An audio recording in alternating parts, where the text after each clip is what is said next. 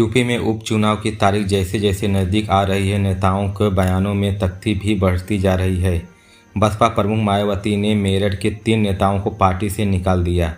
ये तीनों नेता हाईकमान के मना करने के बावजूद बसपा नेता और प्रभारी बाबू मुकाद अली के बेटे कमाल गाजियाबाद में हुई शादी में शामिल हुए थे। पार्टी से निकाले गए नेताओं ने मेरठ मंडल प्रभारी प्रशांत गौतम, जिला प्रभारी महावीर सिंह प्रधान और दिनेश शर्मा थे। दरअसल मुआवने अली की बेटे सुकुल के राड़ा सपा के टिकट पर मिर्ज़ापुर के उपचुनाव लड़ रही हैं, इसलिए मायावती उनसे नाराज हैं। इधर भाजपा सांसद दिनेश शर्मा ने कहा कि सभी विश्वविद्यालयों में बाबा साहब का संविधान चलाना चाहिए। अलीगढ़ यूनिवर्सिटी उनके अलग नहीं हो सकती, वहाँ के पिछड़ों और दलिलों के आरक्षण मिलना चाहिए। इनमें कौन सा गलत कहा गया है? संविधान की पुस्तक लेकर घूमने वाले लोगों से पूछिए कि यूनिवर्सिटी दलिलों को आरक्षण क्यों नहीं मिलता है, पिछड़ों को एडमिशन क्यों नहीं मिलता है, पिछड़ों और दलित टीचर की भर्तियों क्यों नहीं होती है। अल्पसंख्यक पढ़ें और सरकार की नीति है, लेकिन पिछड़ा दर्ज से वंचित होकर सरकार की नीति नहीं है। उधर कांग्रेस नेता कुंवर दानिश अली ने कहा कि उनके याद दिलाना चाहता हूं कि भाजपा 1977 में 1980 में घोषणा पत्र में वादा किया था वे एएमयू के अल्पसंख्यक दर्जा दिलाएंगे। कमजोर वर्ग को इस देश में सकारात्मक कार्रवाई की जरूरत है, आरक्षण उसका एक माध्यम है। उप मुख्यमंत्री दिया कुमारी ने कहा कि दिवंगत विधायक अमृतलाल मीणा ने क्षेत्र के लिए विकास से काम किए। जनता काम को देखने पर वोट देती है। इस बार उनकी धर्मपत्नी शांता देवी को पार्टी से मौका दिया है, जनता उनका समर्थन जरूर करेगी। उपचुनाव को लेकर सलूम्बर में प्रदेश की उप मंत्री दिया कुमारी का शनिवार दोपहर रोड शो हुआ। 1 घंटे चले रोड शो में दिया कुमारी ने दिवंगत विधायक अमृतलाल मीणा की पत्नी शांता देवी के लिए प्रचार किया। दिया कुमारी ने कहा कि सबसे पहले तो मैं दिवंगत विधायक अमृतलाल मीणा को श्रद्धांजलि देना चाहती हूं। उनकी पत्नी शारदा देवी पार्टी में प्रत्याशी हैं। मैं निवेदन करूंगी कि उनको भरपूर वोटों से बड़े मार्जिन के विधायक पहुंचाने का काम करें। मेरे लिए सौभाग्य की बात है कि मुझे सलूम्बर आने का सौभाग्य मिला। मैं हाड़ी रानी धरती पर आई हूं। उन्होंने कहा कि चुनाव में लोगों देखते कि काम क्या है। अमृतलाल मीणा ने बहुत काम किया है। उन्होंने जयसमंत के लिए काम किया है, जाखम का पानी भी लेकर आए हैं। करीब 7,000 करोड़ का प्रोजेक्ट था। इससे पहले जावद में हुई सभा के दिया कुमारी ने कहा, उपचुनाव बहुमत महत्वपूर्ण होता है, कड़ी से कड़ी जोड़ती है। राजस्थान में भाजपा और केंद्र के भी भाजपा की सरकार है। हम सब कड़ी से कड़ी जोड़ने के ताकि पूरे क्षेत्र का विकास हो, यह क्षेत्र पिछड़ा नहीं रह जाए।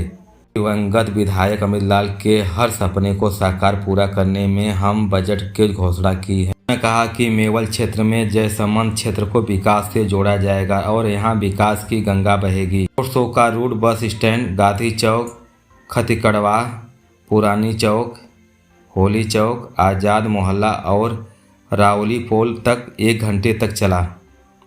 उसके साथ गाड़ी में भाजपा उदय देहात के अध्यक्ष चंद्रगुप्त सिंह चौहान, भाजपा नेता नरेंद्र मीणा के साथ चले। साउथ अफ्रीका ने दूसरे T20 इंटरनेशनल में भारत को 3 विकेट से हरा दिया। भारत ने टॉस गंवाकर पहले बैडमिंटन करते हुए 20 ओवर में 6 विकेट पर 124 रन बनाए। जवाब में साउथ अफ्रीका ने 10 ओवर में 7 विकेट खोकर टारगेट हासिल कर लिया। ट्रिपल स्टल ने नाबाद 47 रन बनाए। 4 मैचों की सीरीज अब 1-1 की बराबरी पर आ गई। पहले मैच में भारत जीता था। एक समय अफ्रीका टीम 86 रन स्कोर पर 7 विकेट गंवाकर स्ट्रगल कर रही थी। वरुण चक्रवर्ती ने 5 विकेट ले लिए।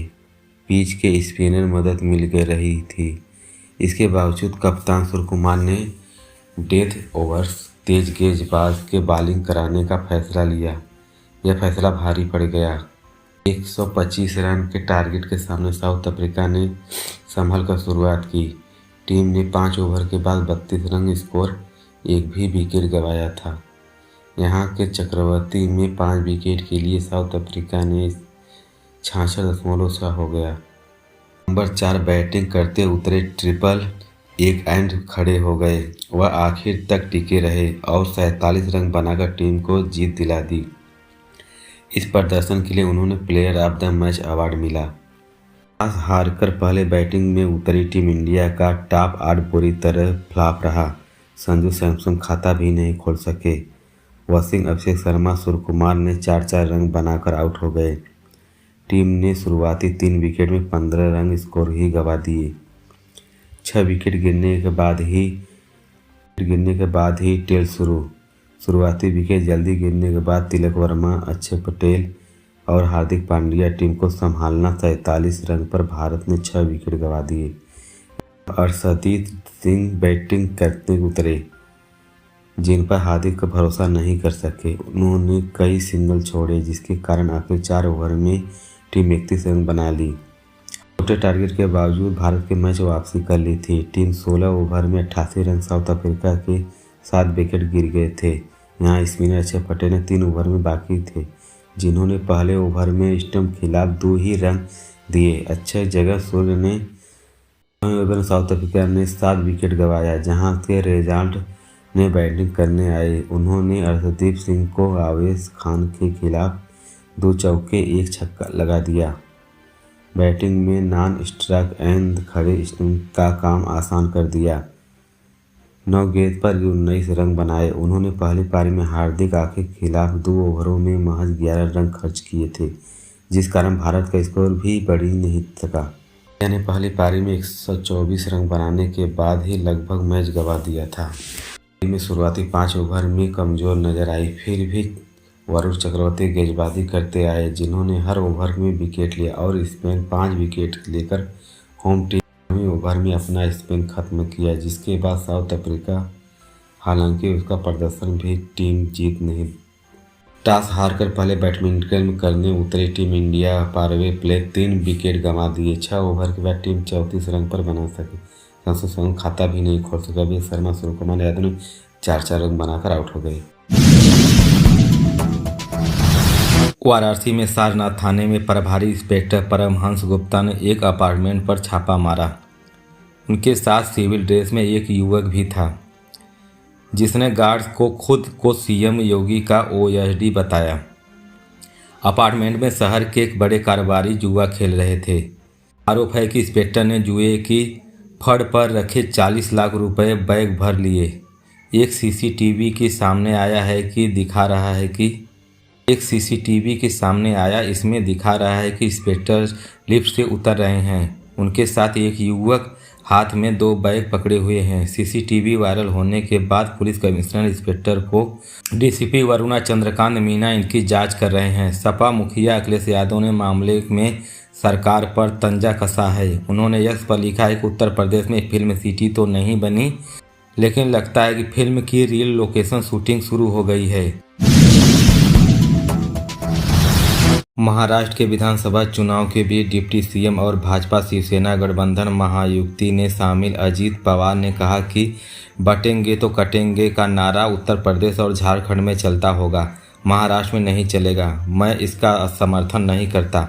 हमारा नारा है सबका साथ सबका विकास। दरअसल उत्तर प्रदेश के मुख्यमंत्री योगी आदित्यनाथ झारखंड के महाराष्ट्र की रैलियों में बटेंगे तो कटेंगे और एक रहेंगे तो नेक रहेंगे का नारा दे रहे हैं। वहीं प्रधानमंत्री नरेंद्र मोदी ने भी अपनी चुनाव रैली में एक रहेंगे तो सेफ रहेंगे का नारा दिया है। पवार ने इंडिया टुडे से बातचीत के कहा कि दूसरे राज्य में भाजपा के मुख्यमंत्री तय करेंगे कि उन्हें क्या बोलना है। महाराष्ट्र के बाहर के लोग आकर ऐसी बात बोल जाते हैं। हम महायुक्त के एक साथ काम कर रहे हैं, लेकिन हमारी पार्टियों में विचारधारा अलग अलग है। हो सकता है कि दूसरे राज्य के यह सब चलता हो, लेकिन महाराष्ट्र में एक काम नहीं करता। अजित पवार के बयान पर शिवसेना ने नेता संजय निरूपण को कहा कि योगी आदित्यनाथ कह रहे हैं कि अगर आप बिखर जाते हैं तो कमज़ोर हो जाते हैं, अगर आप एकजुट रहते हैं तो मजबूत रहते हैं। अजित दादा आज भी समझ रहे हैं कि आगे समझ जाएंगे, बटेंगे तो कटेंगे, लाइन बिल्कुल चलेगी। अजित दादा को समझाना पड़ेगा। भाजपा के नारे की न केवल अजित पवार बल्कि विपक्ष की ओर से कांग्रेस नेता राहुल गांधी ने भाजपा पर विचारधारकारी राजनीति को बढ़ावा देने का आरोप लगाया है। कांग्रेस ने विशेष रूप से नारे की निंदा करते हुए कहा कि यह एक धर्म को दूसरे धर्म से खिलाफ। खड़गे ने 9 नवंबर को नागपुर में कहा कि योगी के मुंह में राम और बगल में छुरी। योगी साधु कपड़े में हैं, आते हैं और फिर बोलते हैं कि बांटने वाले भी वही हैं और काटने वाले भी वही हैं। खड़गे ने कहा कि इन्होंने हजारों साल पहले स्मृति में बांटा और तब काटने आ रहे हैं। स्मृति में ब्राह्मण, क्षत्रिय, वैश्य, शूद्र और अशूद्र में बांटा। पीएम नरेंद्र मोदी बोलते हैं कि एक है सेफ है। अगर मोदी को एक होकर सेफ होना है तो मनुस्मृति को जलाना होगा। महाराष्ट्र विधानसभा चुनाव के लिए बीजेपी ने रविवार को अपना घोषणा पत्र जारी किया। गृह मंत्री अमित शाह ने घोषणा पत्र के सार्वजनिक डिप्टी सीएम देवेंद्र फडणवीस ने बताया कि हमले 25 लाख नौकरियां देंगे। महाराष्ट्र के पूर्व विकास किसानों के लिए भारद्वाज योजना के कर्ज माफी, स्किल सेंटर और महिलाओं को 21,000 रुपये देने का संकल्प किया है।